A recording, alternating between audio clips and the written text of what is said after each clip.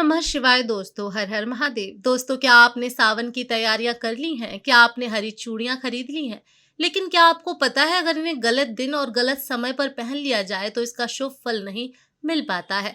दोस्तों, बहुत सी सुहागन बहनें वह हर साल सावन में यही एक गलती करती हैं। आज इस वीडियो में आप जानेंगे कि सावन में हरी चूड़ी कब पहनना चाहिए, किस दिन पहनना सबसे अच्छा माना जाता है और पहनते समय कौन सी छोटी छोटी सी बातों का आपको ध्यान रखना चाहिए। इसलिए दोस्तों, वीडियो को आप अंत तक अवश्य देखिए। सबसे पहले हम यह समझते हैं कि सावन में हरी चूड़ी का महत्व क्या होता है।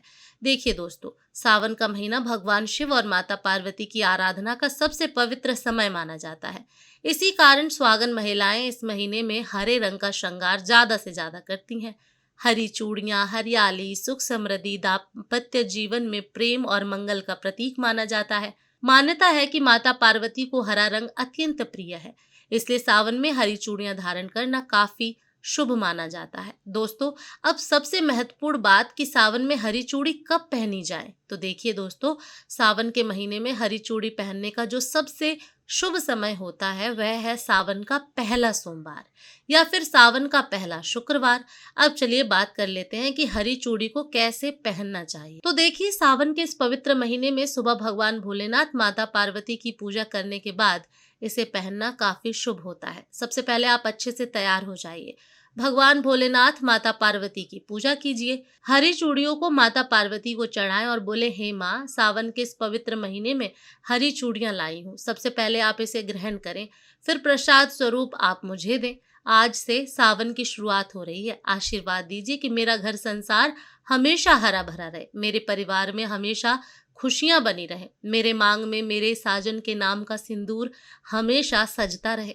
फिर चूड़ियों पर आप अक्षत और कुमकुम का तिलक करें और 5 मिनट के लिए माता पार्वती के चरणों में यह सारी चीजें आप रहने दीजिए। देखिए दोस्तों, सावन में कहते हैं हरी चूड़ियां पहनना और हरी चूड़ियों का ज्यादा से ज्यादा दान करने से हमारे पति के ऊपर जो भी संकट है, मुसीबत है, वह दूर हो जाते हैं। अगर हमारे पति की किसी कारणवश तरक्की रुक सी गई है तो हरी चूड़ियों का दान करने से उनकी तरक्की होती है, उनके जीवन में सुख समृद्धि आती है, आपके परिवार की खुशहाली बनी रहती है।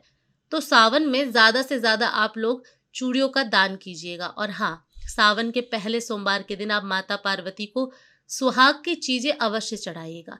ऐसे में देखिए, 16 श्रृंगार की चीजें चढ़ती हैं, लेकिन आप कम से कम चूड़ी, सिंदूर, बिंदी, मेहंदी, यह सारी चीजें माता पार्वती को शिव मंदिर में जाकर के चढ़ाएं। और उसमें से कुछ चीजें जैसे कि 2 कांच की चूड़ी ले ली, और उसमें से कुछ चीजें जैसे कि 2 कांच की चूड़ी ले लें, फिर एक बिंदी का पत्ता, उसमें से कुछ चीजें आप अपने लिए प्रसाद स्वरूप अवश्य लीजिएगा।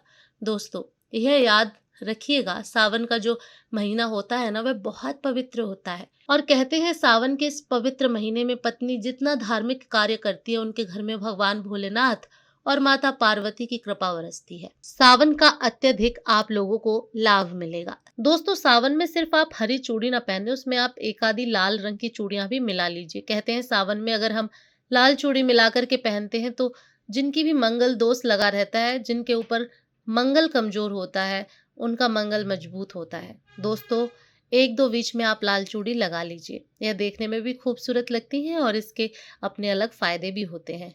सावन के इस पवित्र महीने में आप लोग, जो मेरी कुंवारी बहनें हैं, वह अगर इस वीडियो को देख रही हैं तो आप ध्यान से सुने। सावन के इस पवित्र महीने में आप सोमवार के दिन माता पार्वती को, जब महादेव जी का आप पूजा कर लें, तो फिर आपको माता पार्वती जी की पूजा करनी है और सुहाग सामग्री आप माता पार्वती को चढ़ाइए और जो भी आपके मन में मनोकामना है वह माता पार्वती को अवश्य बोलिए। दोस्तों, कहते हैं सावन के पवित्र महीने में जो कुंवारी लड़कियां माता पार्वती को सुहाग सामग्री चढ़ाती हैं, उनको मनचाहा जीवन साथी मिलता है। जो भी उनकी मनोकामना है माँ पूर्ण करती हैं। और जब आप पूजा करके आने लगें तो 1-2 कांच की चूड़ी आप उसमें से प्रसाद स्वरूप ले लें, आप अपने दोनों हाथ में धारण कीजिए। दोस्तों, देखिए, कुंवारी लड़कियों को भी सावन के पवित्र महीने में हरे रंग का जो बाला होता है ना, कांच वाली, वह पहनना चाहिए। ज्यादा से ज्यादा आप हरे रंग के सूट वगैरह पहनिए। खास करके जो सोमवार का दिन है ना, उस दिन जब आप महादेव जी के मंदिर जाते हैं तो अच्छे से तैयार होके हरे रंग का सूट पहन लीजिए, हाथों में हरी चूड़ियां पहन लीजिए और माथे पर एक छोटी सी हरी बिंदी लगा लीजिए। और फिर देखिए, महादेव आपकी सारी मनोकामनाओं को पूर्ण करते हैं। तो आज के लिए बस इतना ही। उम्मीद करती हूँ आप लोगों को ये वीडियो अच्छी लगी होगी। वीडियो अच्छी लगी हो तो लाइक शेयर करें, चैनल को सब्सक्राइब कर लीजिए, कमेंट में हर हर महादेव अवश्य लिखिए।